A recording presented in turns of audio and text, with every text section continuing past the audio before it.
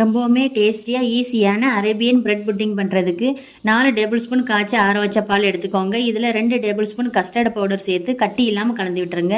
750 milli பால் ஊற்றிடலாம். பால் கொதிச்சதும் 4 table spoon சர்க்கரை சேர்த்து கலந்து விட்டுறலாம். இதிலிருந்து 2 டேபிள் ஸ்பூன் அளவு பால் எடுத்துக்கோங்க. கொஞ்சம் குங்குமப்பூ சேர்த்து இதை அப்படியே வச்சிடலாம்.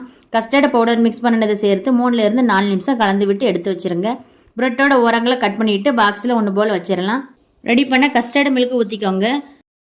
மறுபடியும் பிரெட்டை அடிக்கிட்டு கஸ்டர்ட் மில்க் ஊற்றிக்கோங்க. இப்படி 3 லேயரை அடிக்கிக்கோங்க. 4 டேபிள் ஸ்பூன் ஃப்ரெஷ் க்ரீம் சேர்த்து 1 டேபிள் ஸ்பூன் சர்க்கரையை திரித்து சேர்த்து கலந்து விட்டு 3வது லேயரில் ஊற்றிக்கோங்க. குங்குமப்பூ கலந்த பாலையும் ஊற்றிடலாம். மேலே உங்களுக்கு பிடிச்ச நட்ஸை பொடிசாக கட் பண்ணி சேர்த்துக்கோங்க. இதை 1லேருந்து 1.5 மணி நேரம் ஃப்ரிட்ஜில் வச்சுருங்க. நல்லா செட்டாகி வரட்டும்.